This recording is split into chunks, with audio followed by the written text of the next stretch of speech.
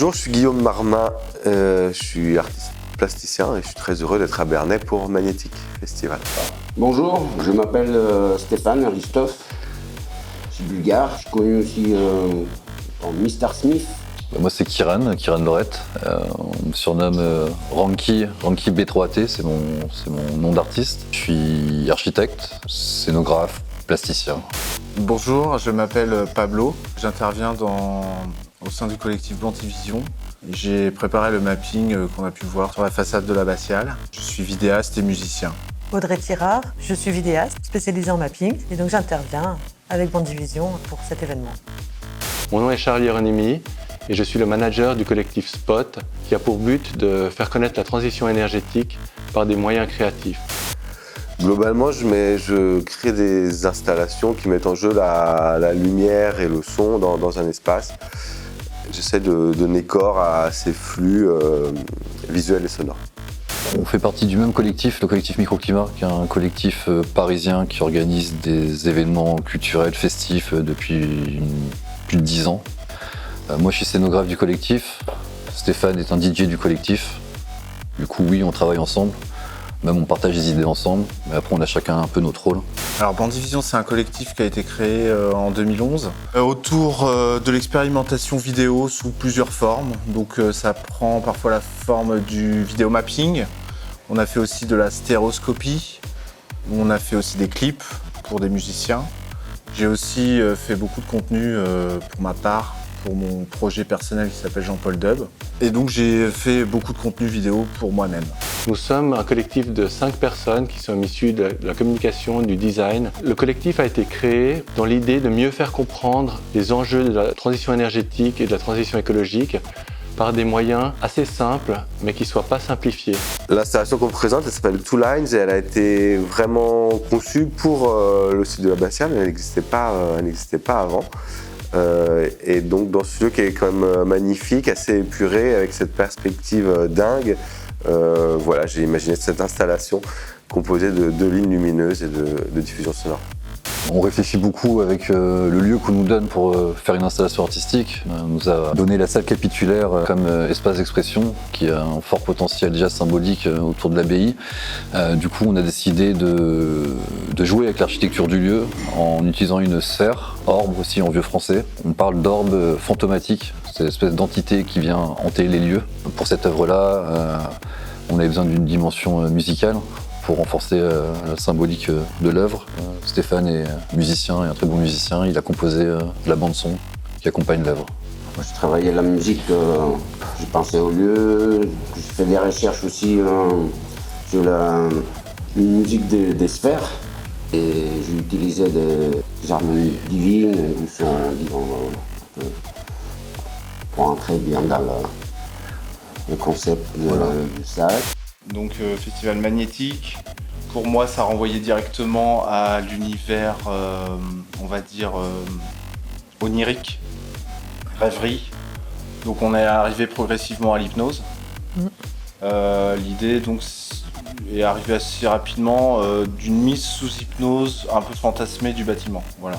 Et cette direction, elle a été donnée directement par la direction esthétique du festival en lui-même. Par rapport à ce projet-là, c'était aussi de proposer sur ce bâtiment-là, l'abbatiale, de voir qu'est-ce que nous pouvons proposer autour de la thématique. Et puis donc on est parti sur la rêverie et les états de conscience. Et de personnaliser aussi le bâtiment, donc en 4 volets. J'ai longtemps fonctionné en tandem avec Jennifer pour faire des images, mais on a décidé de créer une narration. Et Jennifer m'a aidé à définir le scénario d'un film où le lotus pouvait être une sorte d'effet spécial qui allait symboliser l'apport par des divinités de toutes les civilisations de cette énergie solaire. Les civilisations ont toujours eu un dieu du soleil qui apportait l'énergie au peuple qui le vénérait.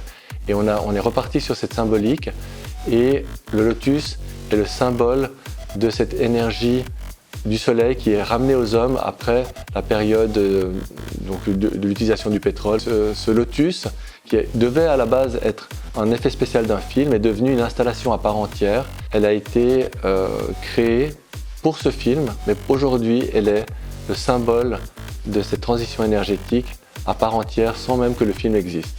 Alors les inspirations, elles sont très, très nombreuses et diverses. L'art cinétique fait partie des inspirations fortes, mais le cinéma expérimental aussi. Et puis le travail sonore de compositeurs du XXe siècle qui ont expérimenté de nombreuses choses m'intéresse aussi beaucoup. Comme je fais de la scénographie pour des événements à Paris, il faut déployer des scénographies qui ne demandent pas beaucoup de temps. Du coup, j'essaie de trouver des concepts à mettre en place qui sont assez rapides.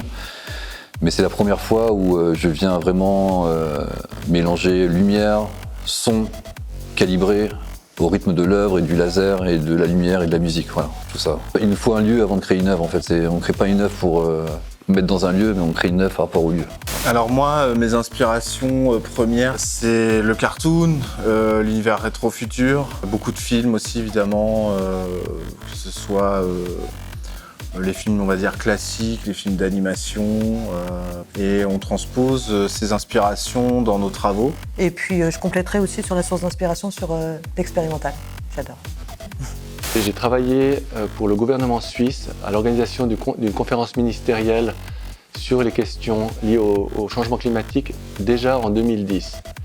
Et je me suis rendu compte que la population n'était pas informée de ces questions à l'époque. Aujourd'hui, elle l'est bien sûr davantage, mais qu'il était important que je m'engage pour communiquer des enjeux qui ne sont pas nécessairement perçus de manière claire pour œuvrer dans la bonne direction. Le fond de mon travail, il vient vraiment du cinéma. J'ai commencé par faire des films expérimentaux. Et je pense que les films de Stan Brakhage, à base de pellicules grattées et de peinture, ont été une première pierre pour moi.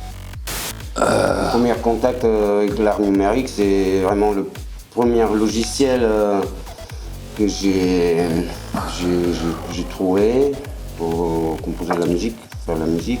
Vite fait, je me suis orienté dans l'art audiovisuel et j'ai commencé aussi à explorer les logiciels génératifs pour le visuel. Ok, si on remonte loin, moi c'est à 12-13 ans, pareil, de la composition musicale sur des vieux logiciels pour faire de la composition musicale. Puis après j'ai commencé à faire du graffiti pendant très longtemps, qui s'est mélangé avec l'architecture. Et de fil en aiguille, j'ai touché un peu à tout. Et maintenant, c'est là à 40 ans, ce que je mets en place, c'est un peu une résultante de différents médiums que j'ai pu utiliser au cours de ma carrière. Et essayer de mélanger différents médiums pour créer une œuvre. Et pas juste du mapping ou du laser ou de l'architecture ou du graffiti, mais c'est de composer, mélanger tout ça pour faire des œuvres. Voilà. La caméra de mon frère, c'était une vieille caméra H8. Donc là-dessus, on a commencé à faire notre premier court-métrage, premier montage, première acquisition aussi vidéo. Donc à l'époque, c'était compliqué. Et puis après, quelques années plus tard, ça a été l'acquisition d'un vidéoprojecteur. Je me rappellerai toujours mes soirées sur Mega Drive. Avec Sonic, quoi, la musique elle revient. J'adore. C'est génial. Le Minitel. J'ai participé à un festival de musique électronique où de nombreux VJ étaient présents. On projetait des visuels derrière les DJ. Et ça m'a donné envie de pousser mon intérêt dans cette direction. Et en revenant en Suisse, j'ai découvert que Genève est le berceau de deux logiciels très importants dans le domaine des arts numériques. C'est Modulate, qui était un logiciel de VJing qui était à l'époque très important. Et surtout MadMapper, qui est un logiciel qui permet de faire du mapping sur des surfaces disons qui ne sont pas nécessairement planes. Je trouve que c'est une super initiative de créer ce festival ici parce qu'il n'y en avait pas à ma connaissance et que ce soit dans des villes ou des villages plus ou moins grands, je trouve que toute initiative de ce genre est bonne à prendre. Hyper intéressant. Dans mon parcours personnel, après avoir été à droite à gauche quand même un peu, et je crois de souvenir ne jamais avoir vu de si petites villes organiser et prendre ce risque en fait. Donc pour nous c'est génial. Ça reste extrêmement qualitatif, bien pensé, respectueux, dans les démarches, je veux dire, faire venir du local, il y a tout un... Petite ou grande ville, c'est le festival qui est très très... c'est un exemple à suivre pour plein de villes de ce genre-là, quoi. C'est possible de le faire, voilà. Je trouve ça très bien que ce genre d'événement puisse se passer ailleurs qu'à qu'à Paris, soit dans des petites communes comme Bernay. Voilà. Et moi, j'ai vécu longtemps à Rouen, ça me fait d'autant plus plaisir. J'ai une bonne expérience et j'ai beaucoup participé aux différents festivals numériques. Et je trouve le festival à Bernay, un festival magnétique, j'aime bien. Je trouve des bons artistes. Ça nous a permis, pour la première fois, de sortir le Lotus de Genève. Et on est honoré d'avoir été invité. On est fiers de pouvoir participer à ce festival.